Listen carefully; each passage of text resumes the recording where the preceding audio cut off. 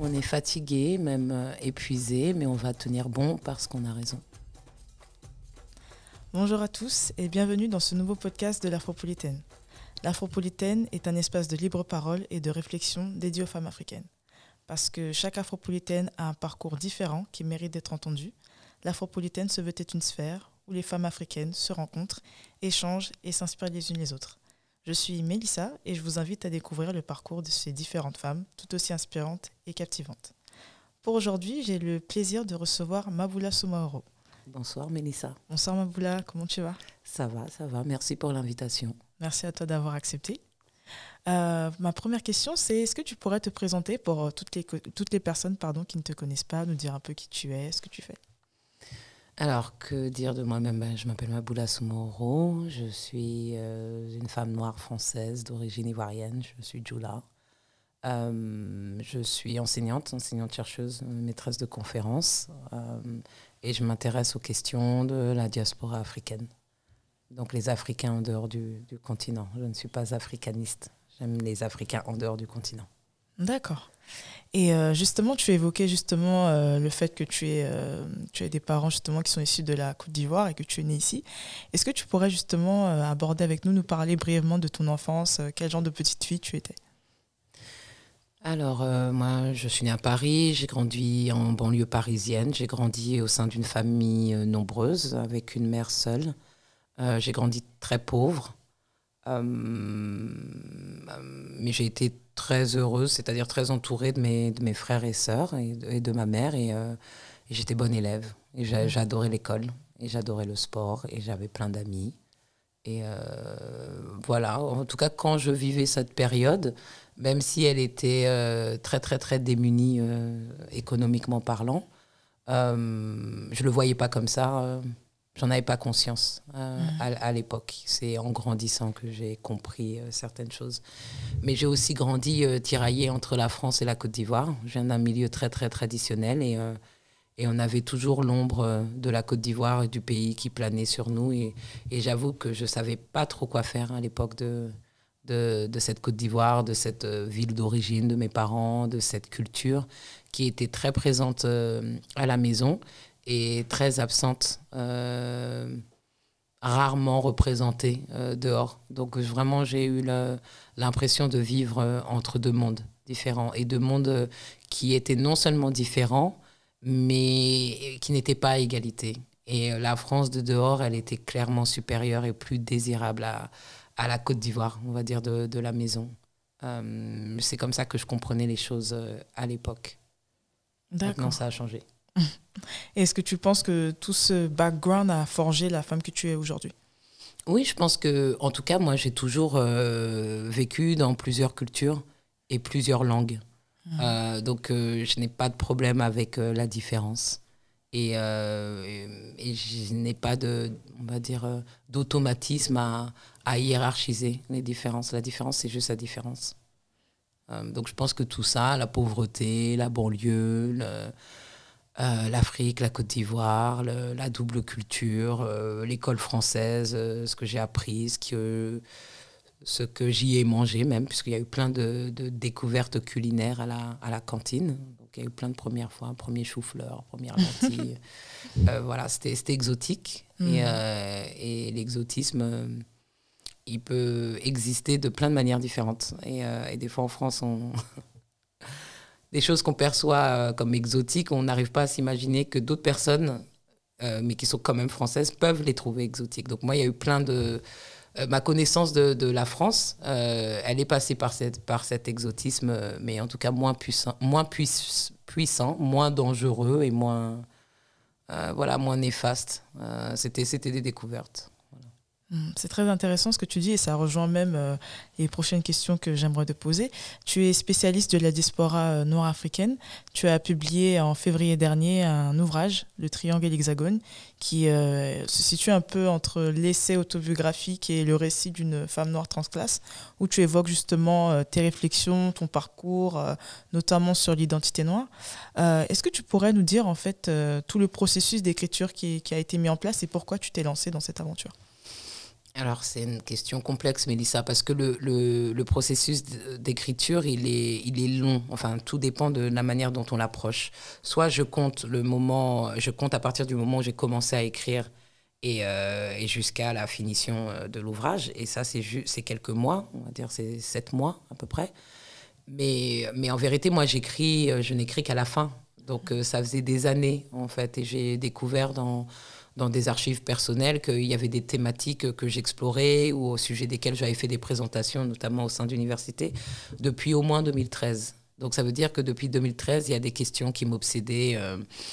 Cette question du triangle, et donc le triangle atlantique, cette question de l'afropéanité, cette question liée aux origines, à l'Afrique et à l'identité noire.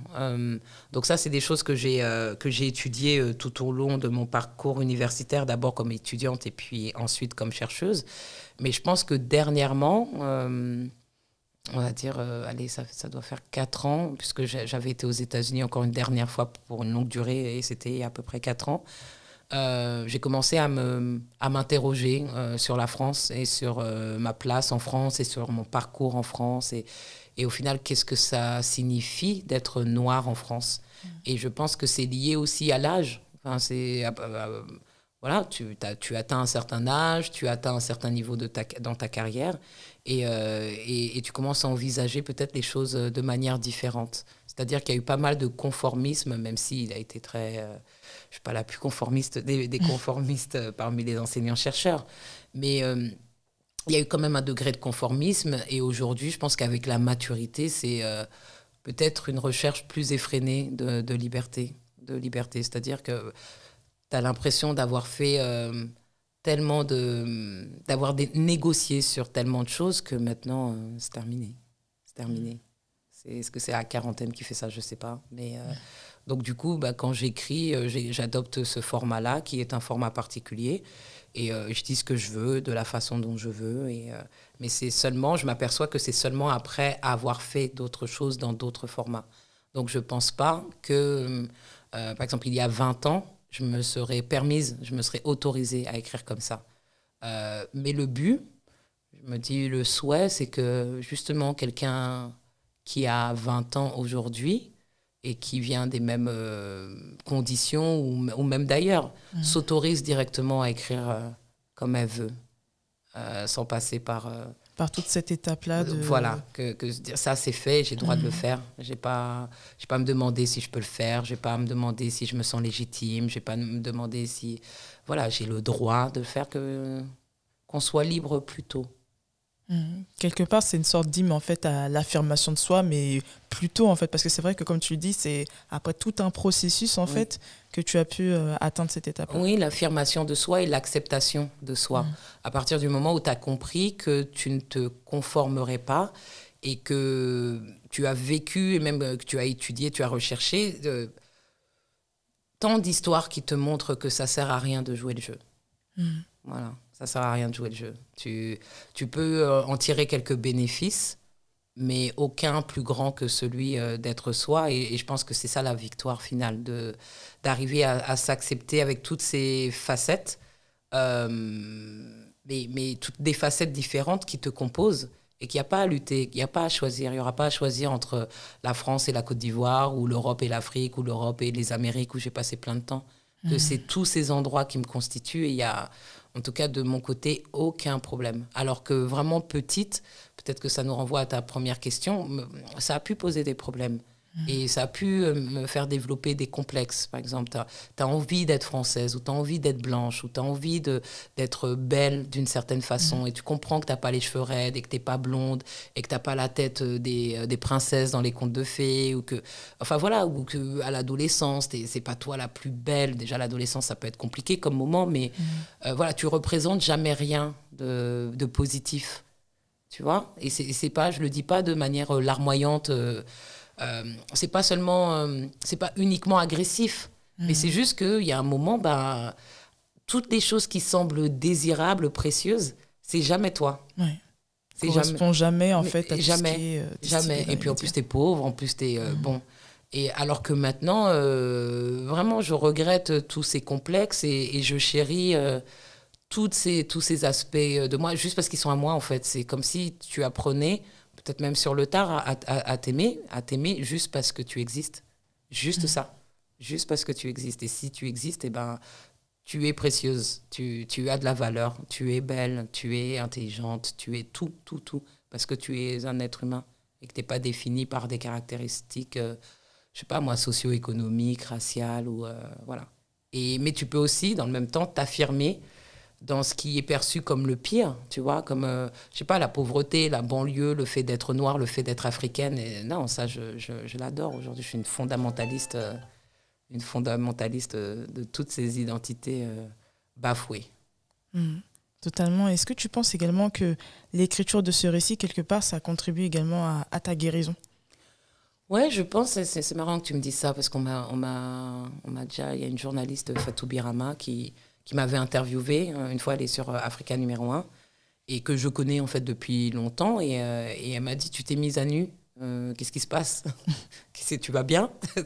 Et je pense que oui, justement, ouais, je veux bien. Ça, c'est écrire comme j'ai voulu écrire. En tout cas, il n'y a pas eu d'entrave. Et ça, c'est apaisant et c'est léger. Donc, ouais. C'est comme du soin de soi, de la guérison, ou trouver des solutions, tu vois, comme si tu avais fait un puzzle et tu comprenais rien, et puis à un moment, il y a tout qui fait sens. Tout qui fait sens. Tout à fait. En tout cas, c'est un très beau message, en tout cas, pour toutes les personnes qui sont encore dans cette phase-là de processus d'acceptation de soi. Et justement, en parlant de culture, tu as fait allusion tout à l'heure à la langue de tes parents, le djoula. Ouais. Et dans ton récit, tu fais également allusion au fait que tu fais allusion en fait à une blessure, le fait que tu n'aies pas eu la possibilité d'avoir une réelle conversation en djoula avec ta maman. Est-ce que tu peux justement nous en parler? Alors ça, je pense qu'il y a deux façons de répondre à ta question. Il y en a une qui peut être technique et une qui est plus intime. Et je ne sais pas encore laquelle des deux. Je vais faire un mix. Parce que la question de la transmission par la langue maternelle, c'est une question qui apparaît au départ comme juste intime ou familiale, mais qui en vérité, de par ce contexte particulier, nous renvoie à l'histoire, nous renvoie c'est-à-dire l'histoire de ces populations postcoloniales qui sont arrivées en France et à qui on a dit, en gros, vos langues et vos cultures ne valent rien. Tout à fait. Elles ne valent rien. Et donc, si vous voulez que vos enfants réussissent, s'ils doivent être intégrés, il faut abandonner tout ça, dont la langue. Tu vois, donc moi, je fais partie de cette génération d'enfants qui ont été élevés avec ce discours que mieux tu parles le français et mieux c'est. Et moins tu parles ta langue et mieux c'est. Voilà, donc le fait de parler en français, d'avoir des diplômes de l'université française, de devenir docteur, c'est super valorisé et ça a pu être valorisant. Mais le constat, c'est que qu'est-ce que ça veut dire de ton rapport à ta propre mère quand tu ne parles pas la langue de ta mère? Et c'est là la catastrophe, le drame, la blessure. Tu vois, quels ont été les sacrifices auxquels que nos parents ont accepté pour avoir ce rêve de réussite. Et moi, je me dis, oui, ça me blesse de ne pas parler la langue de ma mère. Je parle le français, je comprends un peu le djoula parce qu'en plus, elle me l'a beaucoup parlé, mais qu'est-ce que ça veut dire pour moi de ne pas avoir intégré ça, de ne pas avoir intégré ce lien? Est-ce que ça veut dire qu'il y a quelque chose qui n'est pas passé, il y a quelque chose qui a été cassé et depuis ta mère, enfin, c'est-à-dire que c'est l'une des personnes, la première personne la plus intime de ta vie. Et tu parles le français, et la France, c'est pas ma mère. Donc, voilà, qu'est-ce que ça veut dire exactement? Je trouve que c'est une question hyper profonde, en fait. Hyper profonde, et qui s'explique par des faits extérieurs, mais avec des ramifications intérieures, intimes, qui sont très importantes. Voilà, c'est quoi ton rapport au monde? C'est quoi ton rapport à ta généalogie? C'est quoi quand il y a tellement de choses qui sont censées être à toi, qui ne sont pas à toi? Et on m'a dit souvent, remets-toi-en, t'as qu'à apprendre le djoula, et tu prends des cours de djoula, et puis c'est tout. Comme tu as appris d'autres langues, comme l'anglais. Et pour moi, je me dis non, ça règle pas la question. Je peux apprendre des langues, j'en ai appris beaucoup. Mais moi, ce que je cherche, ce que j'ai cherché pendant un moment, c'était ce lien. Cette réelle connexion-là entre toi et Voilà, la terre-mère. parce qu'un prof ou une prof peut m'enseigner la langue, mais ça ne sera toujours pas ma mère. Ça ne change rien au problème. Donc, qui es-tu toi-même? Qu'est-ce que tu arrives à exprimer? Quel est ton rapport à l'intériorité, à l'intimité? Et voilà, quelle est cette cassure qu'il faudra, je ne sais pas, gérer, dépasser, réparer et faire les choses autrement avec ses propres enfants, hein, tu vois? Parce que maintenant, la langue que je maîtrise le mieux, c'est le français. C'est vraiment très, très touchant et très profond ce que tu dis. Et quand tu vois justement cet élan, cette mouvance-là qui est là actuellement, où la plupart des afro-descendants cherchent justement à se reconnecter à leur culture, à réapprendre les langues africaines, qu'est-ce que tu en penses justement? Mais c'est bien. C'est bien. Et d'ailleurs, il n'y a même pas que les afro-descendants qui le font. Il y a tellement il y a toute une mode. On sait très bien que c'est l'Afrique dans quelques années qui sera au top socio-économiquement, la mode. Enfin, tout d'un coup, on va se dire, ah oui, il faut parler une langue africaine. Alors pour l'instant, c'est pas le cas. Ça a été la même chose avec la Chine. À un moment, personne n'apprenait le chinois. Et maintenant, il faut absolument apprendre le chinois parce que économiquement, la Chine pèse. Et ben, c'est pareil pour l'Afrique. Donc c'est bien, en tout cas, de donner de la valeur à toutes ces cultures qui ont pu être négligées et juste se rendre compte qu'elles sont les nôtres et c'est tout. Juste parce qu'elles nous appartiennent ou elles peuvent nous appartenir, et ben, ce que je veux dire, c'est que le rejet de ces langues africaines n'est pas le même... n'a pas frappé le rejet, n'a pas frappé d'autres langues. Si tu es un enfant américain et avec un parent ou deux parents américains et que tu as grandi en France dans les années 80, on t'a jamais dit ne parle pas ta langue. Tout à fait. On t'a jamais dit de la perdre. On t'a jamais dit que le fait de parler deux langues allait te poser des problèmes pour la compréhension. Non, on te dit c'est bien de parler anglais, c'est bien de parler allemand, c'est même peut-être bien à la rigueur espagnol, allez. Mais après, le reste, même l'arabe, c'est compliqué. Et jusqu'à aujourd'hui encore, il y a des débats sur l'utilité d'apprendre, d'enseigner la langue arabe à l'école. Enfin, on a peur. Mais il y a d'autres langues qui ne posent pas de problème. Je me souviens d'un étudiant à moi, il y a quelques années à l'université. Il était malien, mais vraiment du Mali, un étudiant qui était venu faire ses études en France, et il avait quelques difficultés pour un de mes cours, et je sais qu'une fois on a eu une discussion à la fin du cours, et je lui disais il faut absolument que vous travailliez votre grammaire, enfin voilà. Et il m'a dit ouais mais madame vous savez comment c'est, hein, nous au pays on apprend l'anglais mais c'est façon, enfin voilà. Et j'ai essayé de lui dire ne dites pas ça parce que vous parlez français, vous parlez quelle autre langue? Et il me dit plusieurs langues et des langues africaines. Donc, je lui dis, si vous parlez ces langues africaines, déjà, en plus du français, c'est que vous avez déjà l'habitude de passer d'une langue à l'autre. Vous avez déjà l'habitude de traduire. Et pourquoi ça serait un handicap? Pourquoi ça serait un handicap? Non, ne vous dites pas que ces langues-là ne valent rien. Ces langues-là, elles vous ont déjà entraîné à passer d'une langue à l'autre, c'est-à-dire d'une vision du monde à l'autre. C'est pas un handicap. Et donc, c'est une fausse excuse. Apprenez vos verbes irréguliers et puis c'est tout.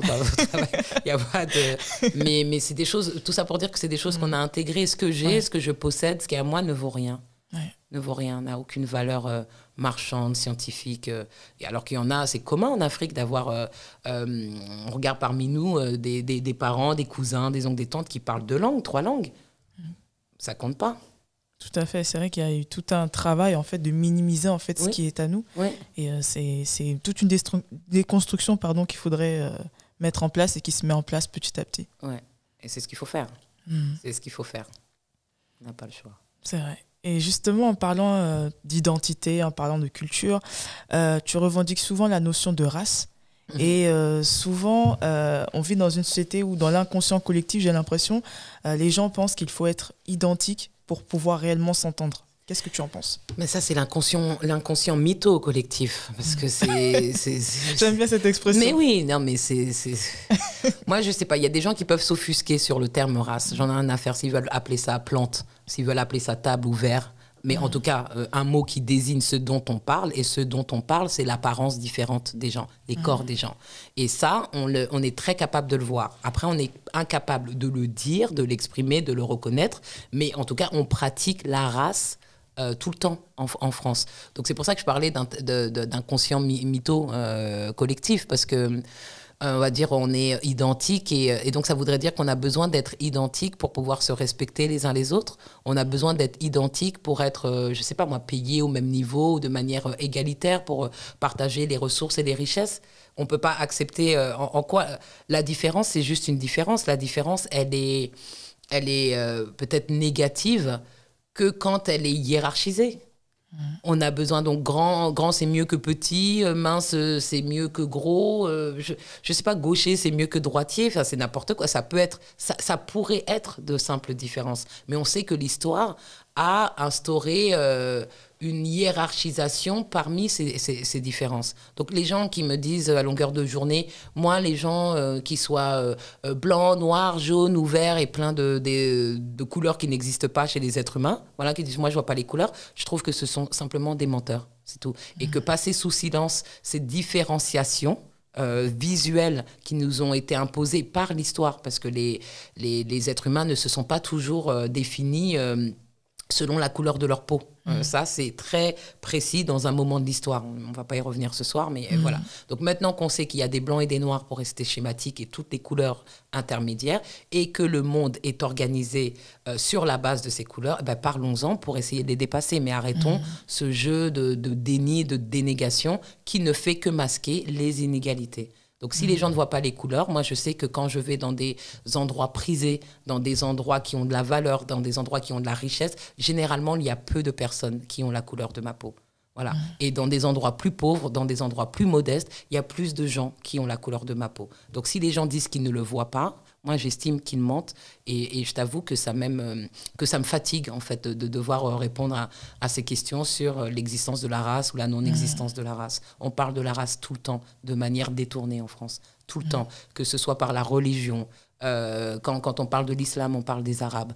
Que ce soit par le lieu de naissance. Parfois, on ne sait pas comment dire que la personne qui a commis l'attentat à la préfecture de Paris, qui a tué des policiers, on veut dire qu'il est noir, on ne sait pas comment le dire. Donc, on va dire qu'il est né à Fort-de-France. Là, on parle de la race. Quand on parle de la banlieue, on parle de la race. Parce que banlieusard, enfin, je ne sais pas, Neuilly-sur-Seine, dans les Hauts-de-Seine, c'est une banlieue. Donc, on parle de banlieue pauvre. On parle, je ne sais pas, on va parler des Roms et on va dire... Comment on les appelle en tout cas, ce qu'on met en exergue, c'est le fait qu'ils soient des populations, les gens du voyage. Oui, voilà. tout à fait. Les gens du voyage. Bon, en tout cas, toutes les façons, toutes les stratégies d'évitement qu'on utilise, elles ne font que pointer vers un silence qui ne peut faire que résonner cette catégorie raciale. Maintenant, comme je l'ai dit tout à l'heure, qu'on appelle ça la race, les fleurs, les plantes, les micros ou les caméras, c'est comme on veut, mais on sait de quoi on parle. Donc cette hypocrisie, elle est fatigante et surtout, elle est toxique, mais elle est très utile parce qu'elle permet d'éviter le sujet. Elle permet d'éviter le sujet. Les gens vous disent très tranquillement, non, moi, j'ai pas remarqué que t'étais noir, arrête. Non, mais c'est la première chose que on voit. Voilà, moi j'ai remarqué que t'étais pas noir, voilà, et puis c'est pas grave, c'est pas un drame, mais j'ai remarqué que souvent dans les bons plans, c'était plutôt ce genre de personnes, dans les mauvais plans, c'était ce genre de personnes. Arrêtez, voilà, moi on me prend plus souvent pour une femme de ménage que pour une prof à l'université.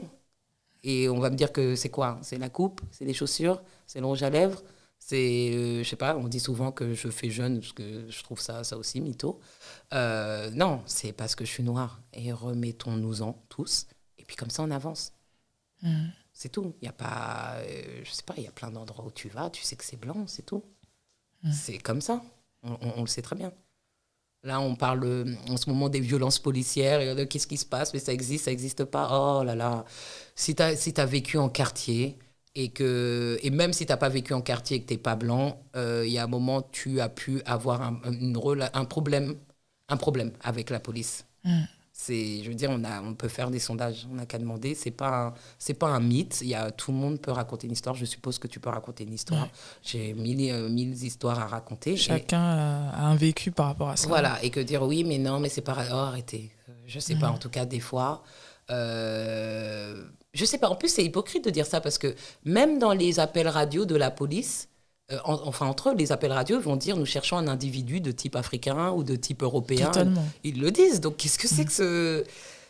tu vois, je sais pas à quoi ça sert de nier tout ça, parce que même dans la pratique, On nous cherche. Donc, comme on cherche quelqu'un de type nord-africain, eh ben, on va arrêter tous les rebeux qu'on voit passer devant nous, nous, la police. Ou quand on cherche quelqu'un de type africain, imagine, on dit une femme de type africain, on va arrêter toutes les Renois. Donc, arrêtez de dire qu'on ne le voit pas. C'est pas vrai. Donc, ils le font et après, ils disent que non, ils ne le font pas. Et nous, tout ce qu'on dit, à chaque fois, c'est pas vrai. Pourquoi à chaque fois, ce qui relève de nos expériences, de nos vécus, ce n'est pas cru, ça doit être démontré. On doit dire, alors dans ces cas-là, on va faire des sondages ou on va collecter des statistiques. Non, c'est une perte de temps, ça, je trouve ça insultant. On n'a même pas besoin de statistiques. Arrêtez la mauvaise foi et puis comme ça, on avance. Et ça veut pas, quand je dis ça, ça ne veut pas dire que je m'accroche à la race. Ça ne veut pas dire que je veuille qu'il y ait des races. Je ne fais que constater la réalité. Tu vois, donc si les gens veulent vivre... la question qui peut être intéressante dans ce cas-là, si les gens veulent vivre dans un mensonge, on est obligé de leur demander à quoi vous sert ce mensonge. Ce mensonge, il a une fonction. Et sa fonction, c'est justement de ne rien changer. De ne pas en parler, de ne pas le reconnaître, et bien ça veut dire que tu n'es pas obligé de changer. Une fois que tu commences à poser des questions, une fois que tu commences à remettre des choses en cause... il se passe quelque chose. Donc cet ordre-là, cet ordre social, cet ordre économique, politique, culturel, racial, il arrange bien certaines personnes. Tout à fait, et j'apprécie beaucoup le fait que tu aies un discours aussi franc, parce que c'est vrai qu'en France, comme tu l'as dit, on a souvent tendance malheureusement à contourner les choses. Et derrière cette forme d'hypocrisie, est-ce que tu penses qu'il se cache peut-être de la peur ? Une peur peut-être certainement injustifiée, mais qu'est-ce que tu en penses ? Et la peur de quoi ? Pour moi, c'est pas de la peur. C'est ça, c'est pas de la peur, c'est la mise au jour du privilège. C'est pas que de la peur, c'est maintenant, c'est comme si tu disais, si on parle des vrais bails, eh ben tout doit changer. Tu vois ce que je veux dire ? Explique-moi ton boulot, ta position, ta caisse, ta femme, ton mari, ta position sociale. C'est ça, c'est pas que de la peur. Pour moi, c'est trop simple de dire que c'est de la peur. Non, il y a des avantages qui sont tirés par les personnes qui bénéficient de ce système. Donc, il vaut mieux faire comme s'il n'existe pas. Parce que sinon, tu perds ton argent. Sinon, tu perds ton appart. Sinon, tu perds ton boulot. Ton piédestal. Enfin, tu perds quelque chose. Tu perds même ton... Je ne sais pas, pour revenir à la blanchité. Enfin, la blanchité, elle sert à quelque chose. Et ça, c'est pas toujours monnayable. Les gens vont pouvoir te dire, oui, mais moi, j'ai pas d'argent. Oui, mais moi, j'ai pas... Non, ça sert toujours... passe les frontières, va à l'administration, va refaire un passeport, une carte d'identité, tu vas voir à quoi ça sert d'être blanc. Ça sert à quelque chose. En tout cas, même juste à ne pas être embêté. Tu vois, c'est pas qu'une question d'argent. Donc, je pense que ce silence, il maintient aussi une aise, tu vois, un confort. J'ai pas envie de me prendre la tête avec ça. Mais pourquoi vous parlez toujours de ça ? Non, mais moi, je suis cool. J'en ai rien à faire. Hein. T'es cool, c'est pas mon problème. T'es à l'aise. Moi, si je me pose toutes ces questions, c'est parce que toutes ces questions, elles polluent mon existence. Je peux me dire, allez, ce soir, je vais boire un verre avec des amis et, je sais pas, je vais aller en voiture quelque part. Si en chemin, je me fais arrêter par la police ou si en chemin, il se passe quelque chose, ça rentre dans mon existence qui aurait pu être l'histoire simple de ce soir, à 20h, j'ai rendez-vous avec des amis. Donc, j'en parle parce que ça fait partie de ma vie. Si j'avais le luxe de ne pas en parler, je ne le ferais pas parce que ça ne m'amuse pas. Tout à fait. C'est pas une blague. Tout à fait, c'est vraiment pas une blague et j'apprécie vraiment le fait que tu le dises honnêtement avec autant de franchise parce que c'est quelque chose, il y a beaucoup de gens malheureusement qui ne veulent malheureusement même pas écouter. Mais parce que ça cause un inconfort, t'as pas envie de te prendre la tête avec ça, t'as pas envie de Qui veut être noir ? Qui voudrait être noir ? Enfin, vraiment, parce que là on pourrait parler de l'appropriation culturelle et le fait d'être cool. Enfin, c'est cool d'être noir à certains moments, mais qui veut être noir H24 ? Personne. Qui veut se faire contrôler ? Qui veut se faire frapper, qui veut se faire tuer, qui veut se faire discriminer, Non, je veux être noire quand je suis Beyoncé, et que le monde entier me regarde, et que je suis belle, et que je suis bonne, et voilà, à ce moment-là. Mais qui veut être noir ? Même les noirs ne veulent pas être noirs, et c'est normal. Dans l'histoire, la catégorie noire a été créée... c'était une galère. Ces catégories-là, ce racisme-là, il est produit par l'histoire de la traite négrière et de l'esclavage. Donc, qui veut faire ça ? Qui veut jouer ce rôle ? Tu vois ? Donc, aujourd'hui, je pense que quand tu dis qu'il y a de la franchise ou le fait d'être direct, je pense que ça renvoie à ce que je disais en tout début. C'est-à-dire que c'est des choses que tu comprends sur le long terme et qu'il y a un moment, tu te dis écoute, j'ai étudié ça, j'ai lu ci, j'ai voyagé, j'ai été à l'école, j'ai eu tous mes diplômes, j'ai fait tout ce qu'il fallait faire et vous me dites encore les mêmes conneries. Ben maintenant, franchement, je suis en roue libre. Hein. C'est pour ça que moi, je suis une fondamentaliste. J'ai plus envie de discuter parce que c'est une perte de temps. On te fait croire, c'est comme vraiment une carotte, tu vois, littéralement. On te dit oui, si, ça, et c'est jamais assez. Donc, soyons libres. Hein. Soyons libres et ça sert à rien de tourner autour du pot. Ou moi, j'ai estimé que même à mon niveau, les bénéfices que je pouvais tirer du silence ou de la négociation, ils n'étaient pas assez grands. Donc, je trouve que ça ne vaut pas la peine. Mais il y en a qui peuvent trouver que ça vaut la peine de ne rien dire ou de faire des circonvolutions. Moi, je ne trouve pas que ça vaille la peine. Tu vois, et pourtant, je parle de ma position privilégiée aujourd'hui de docteur en civilisation du monde anglophone qui a eu un poste à l'université, ce qui est compliqué en France. Donc, même à ce niveau-là, je trouve que ça ne vaut pas la peine de ce terme. Ouais, ça vaut vraiment pas la peine. Ça vaut pas Mais pour certains, ça vaut la peine. Ouais, c'est vrai que c'est... Moi, honnêtement, je te rejoins totalement sur ta position parce qu'au moins, le fait d'avoir justement... Je ne parlerai pas d'audace parce qu'on est ce qu'on est et je trouve que c'est la base. J'apprécie vraiment en tout cas la franchise honnêtement dont tu fais preuve. Et toujours sur ce même sujet-là, en parlant de... Tu évoques souvent la notion de charge raciale, un peu sur le même modèle de la charge en fait, mentale qui est incombée aux femmes. Ouais. À ton avis, je voulais te poser la question, en fait, qu'est-ce que tu entends par là? Est-ce que tu penses que cette charge raciale également joue énormément sur l'état psychologique des personnes concernées? Je pense que la charge raciale, en fait, c'est... vraiment, je dois avouer que j'ai utilisé ce terme assez facilement. C'est-à-dire que depuis, on me demande de théoriser sur la question et je me dis, je ne veux pas théoriser parce que c'est encore de la charge raciale. Non, mais que comme on parlait je crois que ça devait être vers 2017, on parlait beaucoup de la charge mentale, qui est un concept assez ancien et qui a été développé par les féministes. Et qu'à un moment, la théorie féministe, elle atteint le mainstream. Donc, on va utiliser de nouveaux, je ne sais pas, outils d'analyse ou de nouveaux termes en se disant c'est quelque chose de nouveau, alors que ce n'est pas nouveau. Ça fait 20 ans, 30 ans, 40 ans que ça existe, mais le temps que ça soit diffusé dans le grand public, voilà. Donc, à un moment, tout le monde dit la charge mentale, la charge mentale, la charge mentale. Je me dis, d'accord. En gros, la pensée féministe, elle a fait le boulot. Maintenant, c'est devenu acceptable, audible. Je vais dire, je vais prendre ce terme-là et je vais dire, c'est pareil pour la race, en fait. Tu peux être une femme, mais tu peux être une femme noire.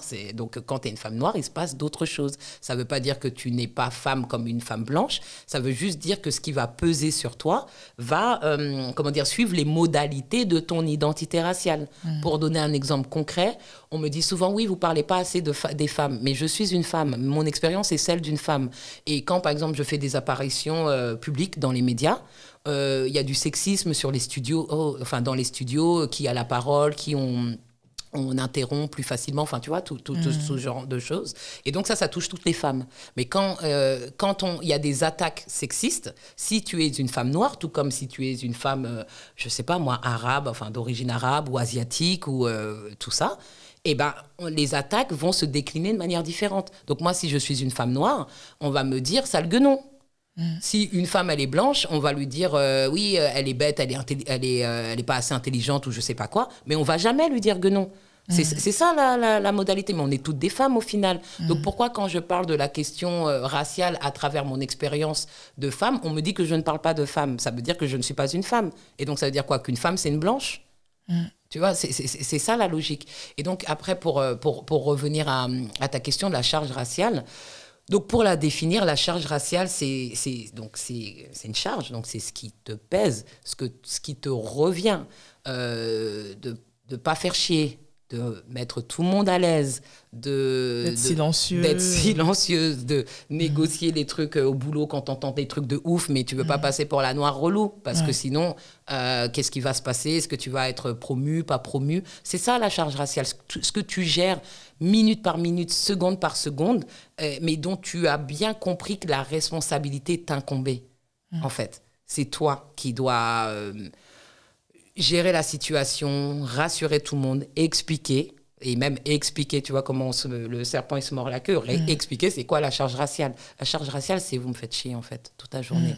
Tout le temps. Il y a plein de messages, il y a plein de choses qui se passent qui ont à voir avec ma couleur de peau. Ça, c'est tout le temps. Ils ne peuvent même pas s'imaginer. Si on est en train de de se demander si, comment dire, les violences policières, elles existent, imagine le reste.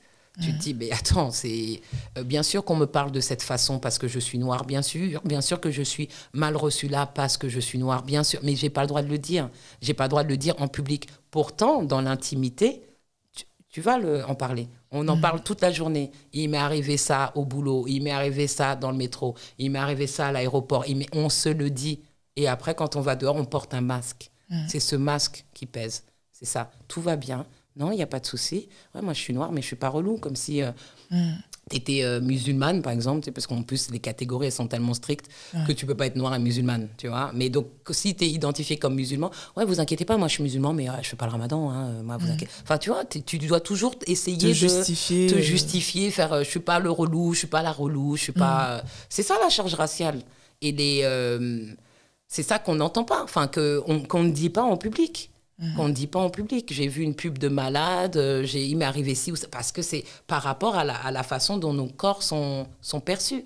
Et ça, c'est constant. Et les gens non concernés peuvent ne pas avoir la moindre idée de la profondeur du problème. Tu vois, ça peut être le tutoiement trop facile. Voilà, pourquoi on me tutoie, moi?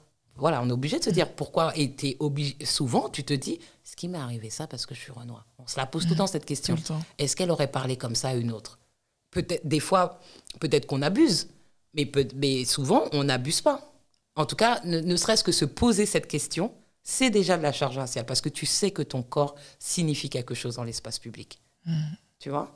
Voilà, des traitements, on ne te prend jamais, c'est jamais toi la bosse, c'est jamais toi, oh pardon, mais je ne savais pas. Enfin, oui, on ne sait jamais parce que c'est jamais moi, le genre de personne comme moi qui est à cette place-là.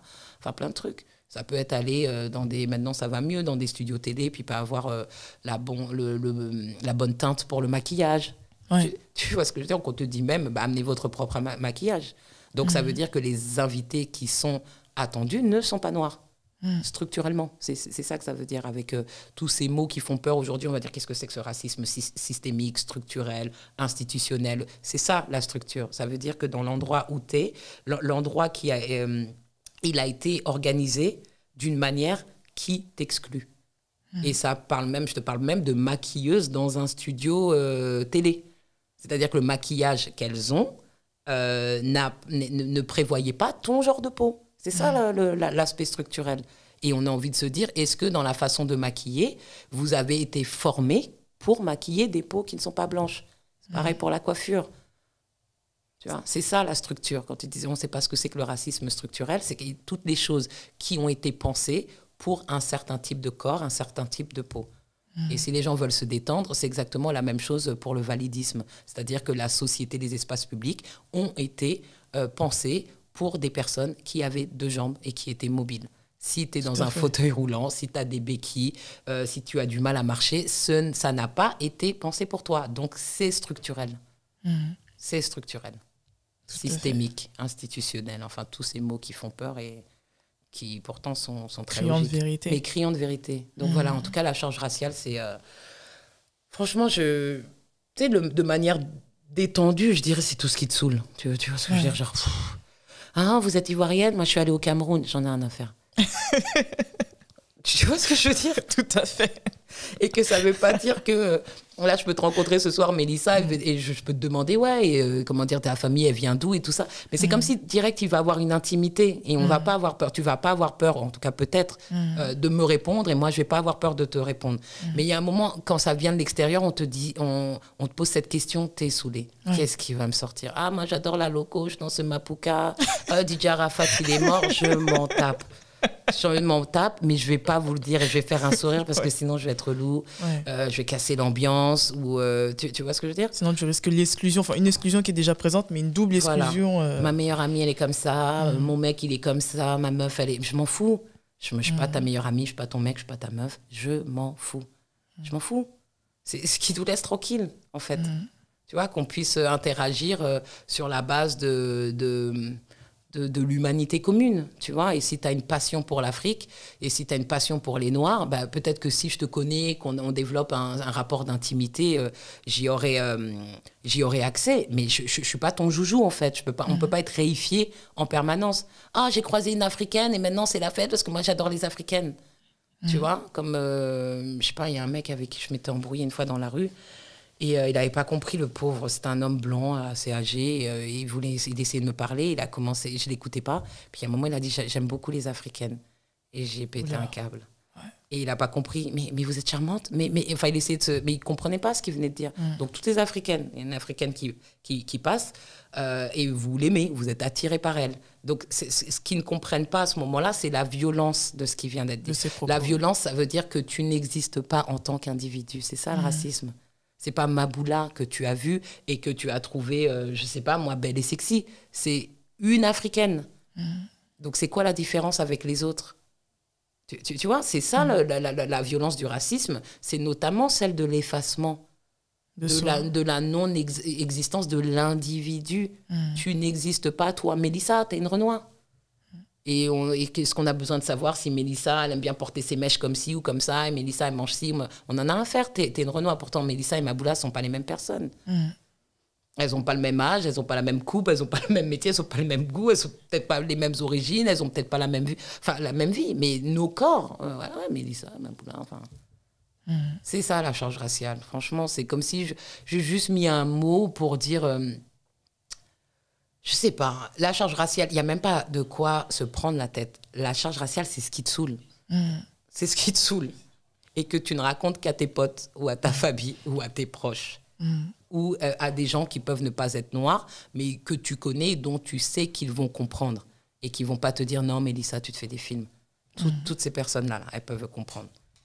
La charge raciale, c'est ce qui se passe H24. Et c'est un mot qui est tellement profond, qui est tellement fort, parce que il pointe du doigt en fait nos mots réellement, parce que c'est vrai que c'est des choses qu'on vit au quotidien qui passent malheureusement, enfin qui font malheureusement partie de notre quotidien, et on a tendance malheureusement à les banaliser, mais à ne pas réellement mesurer en fait l'impact que ça a sur nous. Mais on est obligé, on n'est pas fou, on est obligé de les banaliser, parce que sinon qu'est-ce que tu fais ? On tombe malade. Tu tombes malade ou tu t'embrouilles toute la journée. Ouais.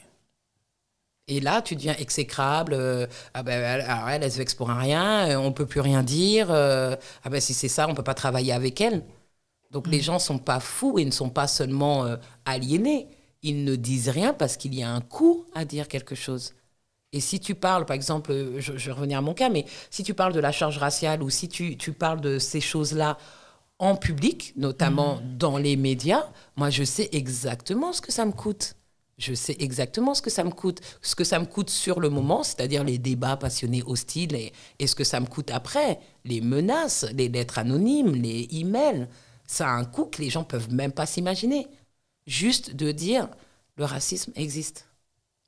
Juste ça. De le dire, alors qu'on se le dit toute la journée entre nous. Mais tu le dis, tu vas à la télé, tu vas à la radio, et tu dis non, moi je pense que une pensée raciste a été développée depuis, et des pratiques. Il y a un coût.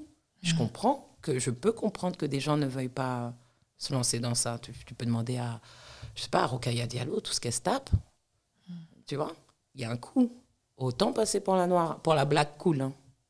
Franchement, les gens qui ne disent rien parce qu'ils ont bien compris qu'ils avaient tout à gagner. En tout cas, moins à perdre. C'est malheureux, mais c'est comme ça. Et après, il y a, comme tu as dit, les effets mentaux et psychiques. Bien sûr que ça rend fou. Bien sûr que ça rend fou. Le racisme a aussi un impact au niveau de la santé. Ça rend fou. Ça rend fou, notamment à cause du double discours. Tu pâtis, tu souffres de quelque chose dont on te dit, dont on nie l'existence. Dont tu ne peux pas parler parce que... Ouais, tu ne peux pas parler, ça ne s'est pas passé. Et toi, tu sais ce qui s'est passé. Tu sais que tu es arrivé pour un appartement et que c'était mort pour toi, tu le sais. Et la personne ne va jamais te dire « je ne vous le loue pas parce que je suis noire ». Si, il y en a qui peuvent le dire, mais généralement, on ne te le dit pas. C'est il n'y a plus de place. Il n'y a plus de place, ou non, je dis à quelqu'un. Voilà. C'est ce qu'on te dit quand ça se passe. Ça ne veut pas dire que les Noirs ne peuvent pas avoir d'appartement. Mais en tout cas, quand ils ne les obtiennent pas... C'est souvent dû à la c'est couleur. souvent dû... Tu vois ? Et donc, qu'est-ce que tu fais ? Ça peut rendre fou. Et puis, toutes les frustrations, toutes les choses dont les gens ont rêvé, ce qu'ils ont voulu faire, et les portes qui leur ont été fermées. Et tu vois, toute l'aigreur, toute l'amertume. On en connaît plein de gens autour de nous comme ça qui n'ont pas pu faire ce qu'ils voulaient faire. Ça rend malade. Ça déstabilise. Tu vois ? Ça crée de la souffrance. Ça crée des pathologies. Tu vois ? Tout à fait. Je te remercie en tout cas pour le courage dont tu fais preuve justement de dire les choses, de dire les choses haut et fort, parce que c'est important justement de mettre, de le ça, dire. Je ne sais pas si c'est du courage. Je sais pas. Moi, je ne le vois pas en ces termes. Parce que c'est aussi, peut-être que si c'est du courage par rapport à moi-même. C'est-à-dire que moi, ça m'a semblé plus difficile, plus courageux de rester silencieux. Tu vois ce que je veux dire ? Chacun fait ce qui lui convient. Moi, je me dis juste que ça me coûte plus de ne rien dire que de dire. Tu vois, je trouve ça courageux, même si c'est désolant, d'accepter le silence, d'accepter de souffrir, d'accepter toutes ces discriminations et inégalités. Tu vois ce que je veux dire ? Ça, les gens, d'être forcés d'abandonner. Je trouve ça courageux d'accepter de ne pas mener la vie que tu voudrais mener. Tout ça parce que la société et les sociétés fonctionnent sur ces modèles-là. Je trouve ça courageux d'abandonner son rêve ou de se retrouver comme... de se penser, et c'est une réalité, comme forcé d'abandonner parce que c'est pas pour toi. Ça, je trouve que c'est courageux. J'aurais pas pu vivre autrement. Donc, je me trouve pas courageuse. Tu vois ? Ouais. En tout cas, c'est vraiment fort, très très fort ce que tu dis. Et en parlant de toi, tu te qualifies souvent comme étant une afropéenne, une afroféministe. Est-ce que tu pourrais nous donner ta définition en fait de qu'est-ce que c'est qu'une afropéenne, qu'est-ce que c'est qu'une afroféministe ? Alors, c'est deux termes que j'utilise pour afropéenne, que j'utilise un peu plus, mais pour moi, c'est des termes nouveaux, enfin, qui ont une popularité qui ne matche pas tellement avec ma génération. Tu vois, j'ai 44 ans aujourd'hui. Mais c'est des thèmes que j'ai entendus via les App Mama, le groupe de musique, les Nubians, par Leonora Miano. Et c'est un terme qui, moi, quand je grandissais, qui ne circulait pas. Tu disais afropéenne, ça voulait rien dire. Soit t'es antillaise, t'es africaine et tu nommes ton pays, ou t'es noire, t'es black, c'est pas ça qu'on disait. Mais aujourd'hui, oui, je peux être amenée à utiliser le terme juste pour nommer les choses. C'est important de nommer. Et quand on dit afropéenne, ça c'est Marie-Julie Chalut du site justement Afropéa qui me l'a fait remarquer, c'est une identité élargie qui englobe 2 continents et pas seulement nos affiliations strictement nationales. Tu vois, c'est plus que la Côte d'Ivoire, c'est plus que le Cameroun, c'est plus que la Martinique et la Guadeloupe. C'est qu'on est noir en Europe et on est noir d'Europe. Pas pour dire qu'on est amoureuse de l'Europe et qu'on revendique notre européanité. Juste pour dire que de fait, moi, c'est pas ma gloire. Il se trouve que je suis née à Paris, point. C'est tout, je suis née à Paris. Et qu'à l'heure d'aujourd'hui, l'endroit où j'ai passé le plus de temps en continu, c'est la France. C'est tout. Voilà, donc maintenant, bien sûr qu'il y a la Côte d'Ivoire dans ma vie, mais il y a aussi les États-Unis dans ma vie. Mais le deuxième pays où j'ai passé le plus de temps, ce sont les États-Unis. Donc, il y a les États-Unis, il y a la France, mais il y a l'Afrique de départ, et pas seulement en Côte d'Ivoire, d'autres pays que j'ai pu visiter et que j'ai beaucoup aimé. Enfin, tu vois que ça englobe tout ça, l'identité afropéenne. Après, l'afroféminisme, ça j'ai jamais dit que j'étais afroféministe. J'ai mis du temps à dire que j'étais féministe, mais c'est pas du tout des qualificatifs que j'utilise de moi-même. Mais je comprends qu'on puisse me dire, voilà, vous êtes afroféministe. Moi, pendant longtemps, je sais pas, moi, jusqu'à la vingtaine, pour moi, le féminisme, c'était un truc de blanche. Enfin, c'était pas ma vie. Tu te sentais pas du tout représentée. Mais pas du tout, parce que culturellement, parce que, je sais pas, moi je suis d'une famille, issue d'une famille musulmane, très pratiquante. C'est pas la peine de venir parler, si tu as 15, 16 ans, 17 ans, tu vas pas venir parler de ta pilule, ta sexualité, ton droit au planning familial. Tu vois ce que je veux dire ? Et ça, c'est des luttes, féministes bienvenues, mais qui se sont déployées chez nous de manière différente.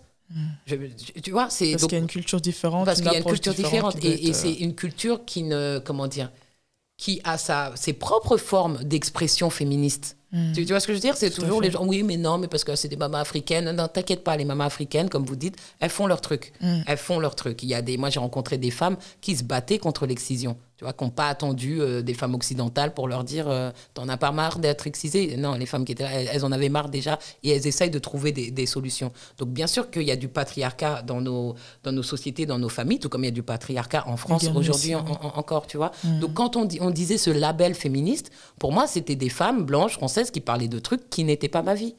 Tu vois, de se dire, ouais, je veux être chef d'entreprise, toi, tu n'as pas encore fini la fac, ou tu fais partie de la première génération de cette famille qui aura le baccalauréat. Tu vois, donc tu n'as pas encore chef d'entreprise, tout ça, c'est des trucs trop grands.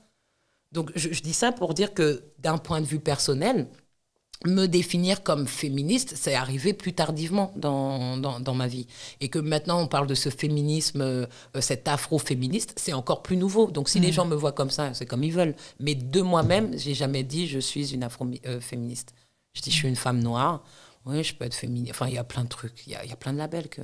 Mais de moi-même, de par mon parcours, ma formation et ma génération, c'est pas comme ça que je me suis définie. Tu vois.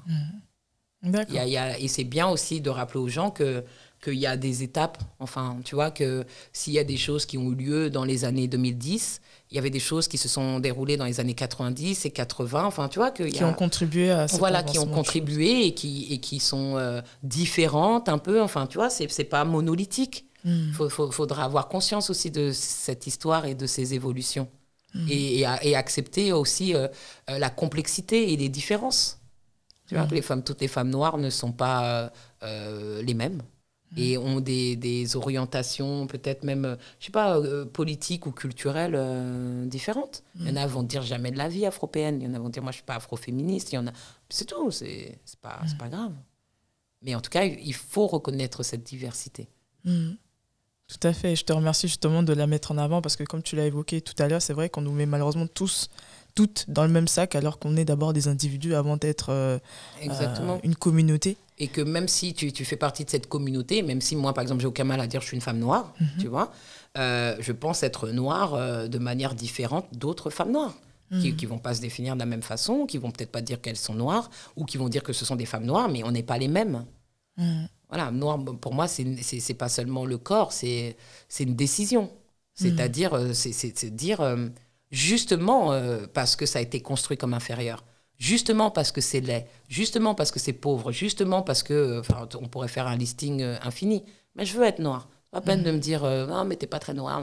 Déjà je suis noire de peau, enfin j'ai la peau noire foncée donc c'est un peu mort, tu vois, niveau colorisme de toute façon, tu vois. Je suis noire de peau, je suis la caricature d'une femme africaine et tout ça, enfin tout le stéréotype comme s'il n'y avait pas des femmes à la peau claire en Afrique, tu vois ce que je veux dire. Mais forcément qu'il y ait des métissages quelconques pour que voilà, tu vois, que les gens donc moi en tout cas quand on me voit, on me dit pas t'es antillaise ou tu vois, on me dit que je suis africaine.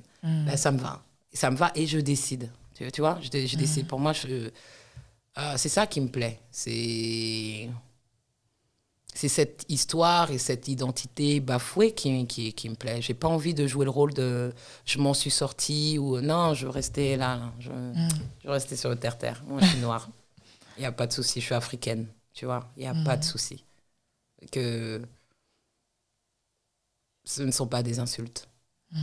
Et cette histoire-là et ces cultures-là, elles ont tellement produit, tu vois, que tu te dis... je ne vais pas dire que ça valait la peine, mais ça n'a pas été fait pour rien. C'est-à-dire que dans toute cette histoire, il y a eu tellement de résistance. Et il y a eu tellement de production culturelle, politique et religieuse. C'est de la folie, tu vois, à tel point que des gens veulent devenir noirs, mais à mi-temps. Noir cool. Ouais, ils veulent pas du tout aussi l'autre côté également. Ils veulent pas être Adama Traoré, ils veulent pas être Lamine Dieng, tu vois. Ils veulent pas être ce noir-là qui meurt aux mains de la police. Mais en tout cas, ce noir cool qui sait danser, qui est stylé, qui a un swag de malade, qui chante, qui rappe, enfin tu vois, le flow, tout ça. C'est ça que les gens veulent. Mais ça vient avec un fardeau. Tu vois. Et donc moi je me dis, non, ce fardeau, je le prends. Et je trouve que noir, c'est beau. C'est grand. C'est bien. Wow, ça me touche beaucoup ce que tu dis et je pense que ça touche également toutes les personnes qui écoutent ce podcast actuellement. On arrive à la fin du podcast et mes 2 dernières questions, c'est pourquoi tu as accepté de participer à ce podcast et qu'est-ce que tu dirais justement aux Afropolitaines et à toutes les personnes qui nous écoutent?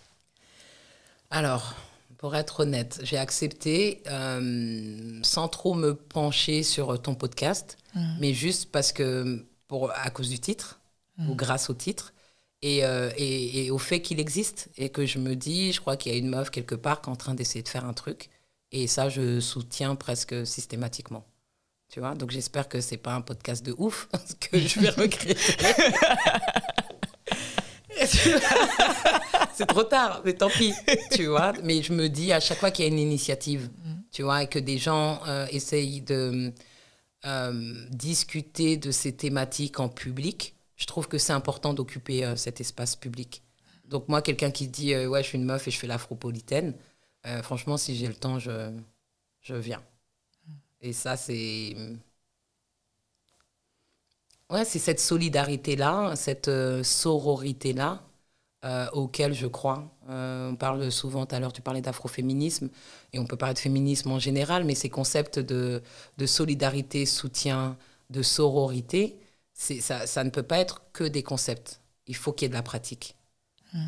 Tu vois ce que je veux dire? Ouais. S'il n'y a pas de pratique, souvent, c'est des mots qu'on entend souvent, mais c'est les faits. Hein. Il n'y a pas... Tu vois, la sororité, c'est une pratique. Tu vois, donc ça ne veut pas dire que c'est le seul endroit où je viendrai, mais pour être vraiment honnête, c'est comme si je serais toujours touchée par une petite Renoir qui fait quelque chose en France. Tu vois, ce que, quand je dis petite, c'est que tu es plus jeune que moi. Ouais. Tu vois, t'as pas envie d'avoir 44 ans. Pas maintenant. Pas maintenant, un jour. Tu vois comment t'essayes de...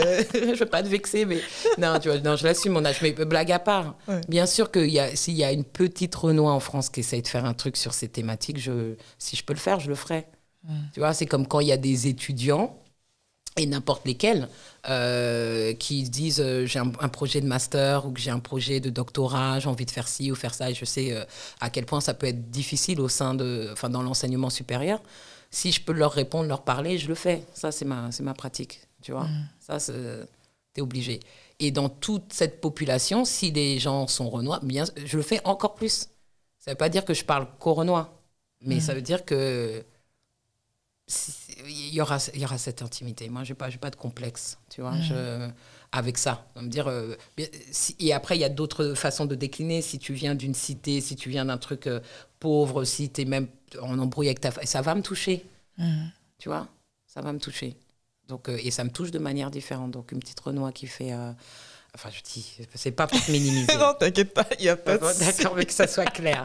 Il n'y a pas de souci. Elle fait l'Afropolitaine, c'est un podcast. Là, bien sûr que je viens. Bien sûr que je viens et que je me dis...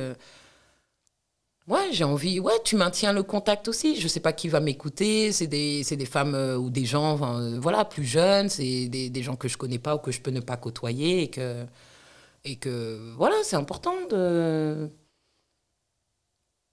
dire ou d'essayer de montrer qu'on est ensemble. Enfin, tu vois, on n'a pas le même âge ou je sais que je peux passer pour ci ou ça, mais que je viens du terre-terre, c'est tout. Et ça me touchera toujours. Voilà. Donc voilà pourquoi j'ai accepté. Tout en croisant les doigts pour que ton podcast il déchire. Mais même s'il ne déchire pas, c'est trop tard, je suis là. Tu vois, j'ai même pas été fouillée, faute de temps et tout ça. Mais quand il y a ces initiatives-là, bien sûr.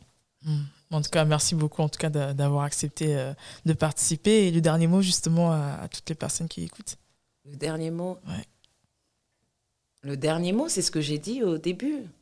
On est fatigué, peut-être même épuisé, mais on continue parce qu'on a raison. Voilà. Faut tenir bon. Hein. C'est pas, ça ne commence pas aujourd'hui. L'histoire, elle commence pas en juin 2020.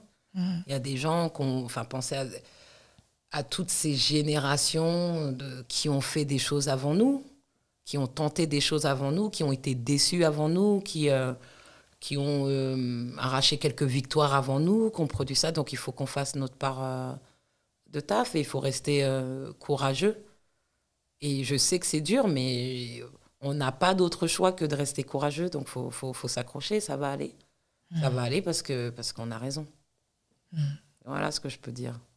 En tout cas, merci beaucoup, Maboula, en tout cas pour ton discours qui m'a beaucoup touchée, vraiment, qui était franc et criant de vérité. Merci beaucoup d'avoir accepté. Parce que ça suffit les conneries, Mélissa. Il faut y aller. C'est vrai. Et même quand il y a ces accusations de communautarisme et tout ça, il faut vraiment comprendre que les êtres humains, que les autres êtres humains qui ne sont pas noirs ne sont pas bêtes. Et même les blancs peuvent entendre ce qu'on dit. Que même des blancs entendent déjà ce qu'on dit. On attend juste que les autres arrêtent d'être ces blancs-là. Mais que une fois que qu'on comprend la façon dont le système fonctionne, on pourra peut-être se retrouver en tant qu'être humain et que personne, même une personne non noire, pourra comprendre et être touchée par ce qu'on dit. Moi, ça, j'y crois. Et c'est pas peine de me faire passer pour la noire vénère qui ne parlerait qu'à des noirs. C'est pas ça l'histoire. Il y a des gens qui ont déjà compris. Il faut qu'ils soient de plus en plus nombreux. Et en tout cas, j'y crois aussi. J'espère en tout cas qu'ils seront vraiment de plus en plus nombreux justement à vouloir écouter ce discours qui est vraiment criant de vérité. Merci encore, Maboula. Merci et longue vie à l'Afropolitaine. Alors. Merci beaucoup. Faut que tu fasses le taf. Merci beaucoup. Et quant à moi, je vous dis à très bientôt pour un nouvel épisode sur l'Afropolitaine.